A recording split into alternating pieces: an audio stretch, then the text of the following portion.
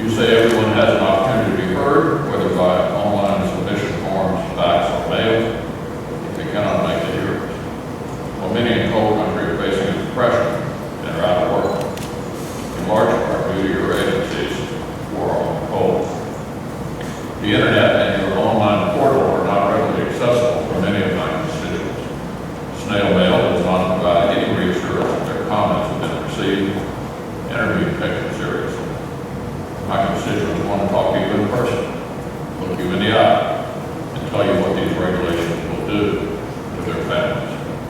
However, you have refused to accept my numerous invitations to come to Kentucky. So that's why I'm back here again today. I brought with me a friend from coal country, Jimmy Rose. Jimmy is from Pineville, Kentucky, and he's a veteran of the U.S. Marine Corps, former coal miner, and a finalist on America's Got Talent. He is famous for his song, Coal Keeps the Lights On. Members of the Kentucky Coal Association are here with us today as well. To us, it seems as though the EPA wants to take one of our signature industries away. The onslaught of overregulation and lack of certainty in the coal industry has contributed to the loss of 7,000 coal jobs since President Obama took office. Despite the claims of many, it doesn't have to be this way. According to both the Kentucky Energy and Environment Cabinet and the Energy Information Administration, Kentucky coal jobs were actually up during the previous administration, about 3,500 jobs from 2001 to 2008. That makes it clear to me that layers upon layers of regulations this administration keeps piling on are contributing in a major way to this decline. Last month, your agency proposed this rule for existing power plants. These regulations come on top of a host of other regulations that comprise the war on coal, such as your proposed carbon pollution standards on new power plants, the mercury and air toxic standards, the ozone national ambient air quality standards, and the cross-state air pollution rule, just to name a few. This doesn't even address the mine permitting process, which is slower than ever. But today we're specifically here to talk about your latest regulation for existing power plants. I believe this regulation to be more like a scheme than a rule.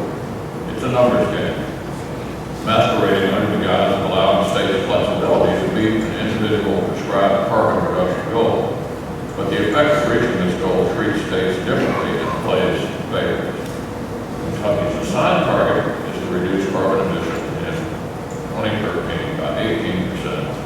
While Washington State has been assigned a target of over 70%. These targets paint an illusion by using percentages rather than real numbers.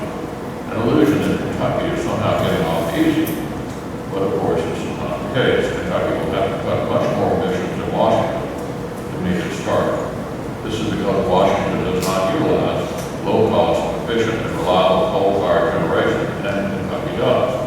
Washington will only have to close one coal-fired power plant to meet its goal of reducing emissions by over 70%. However, Kentucky, with 20 coal-fired power plants that provide our state with 90% of its electricity, will have to cut significantly more jobs and reliable income for thousands of families across the state in order to meet its goal.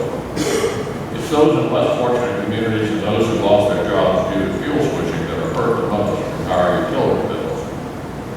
Now, it seems to me, and to many fellow Kentuckians, that as far as the EPA is concerned, coal is simply a dirty word.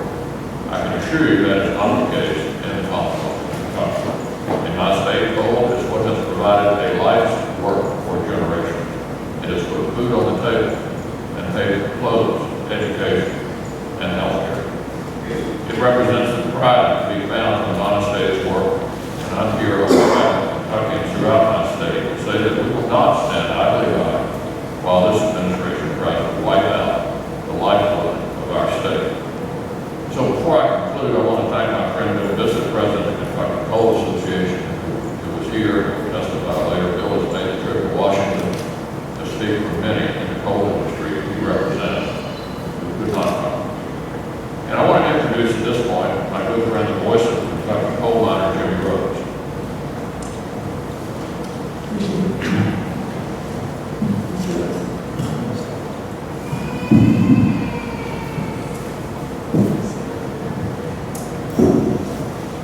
pledge allegiance to the flag of the United States of America, to the republic for which it stands, one nation under God, indivisible, with liberty and justice for all.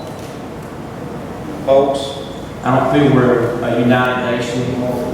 I don't feel that we're one nation under God anymore. I don't feel we're indivisible anymore. We're having to buy coal from another country like Russia to keep our own people working. Australia is the only country now to oppose this new tax division. I feel that it's a sad time. Let me ask you one question. Has any of you ever experienced a war zone? Combat, warrior fear of not knowing if you're going to make it another day. Take a walk through my hometown. Take a walk through Bell County, Harlan, Knox, Braithwaite, Whitley, Pike, and Perry County, Kentucky, just to mention a few. Folks, there you're going to find a war zone. There you're going to find real people with real lives, real families who suffer from this civil war, from this war on coal. Come walk through my communities and see the businesses closed, the trucks parked, the for sale signs. Come walk through the schools and look at the faces of kids who suffer from jobless daddies, jobless brothers or uncles or cousins. Come visit the unemployment offices where you're going to find those same jobless daddies, uncles, brothers or cousins looking for work because we want to work. We don't want a handout. Come visit the churches where you're going to find those same people come together in prayer at such needed time, okay? No, you won't come to this war zone. You won't come to this poverty-stricken area. You won't come and look my people in the eye. You don't want to have to look at their kids and have to make up an excuse to go back home and make yourself feel better. You don't have to go back home to your lives, okay? And sit behind your desk and make decisions that kill our way of life. You don't want to have to do that. In closing, I want to encourage you. I want to challenge you, okay? When you're making these decisions to consider the repercussions, to consider these repercussions on the decisions you're making to kill our way of life. At least consider what you're doing, what you're really doing in our life, our way of life. I'm for saving the environment. I'm for saving our future. But I believe we've got to save us first. I believe we've got to save the people first. Without our people, we don't have tomorrow, folks. I believe we've got to save what's real first.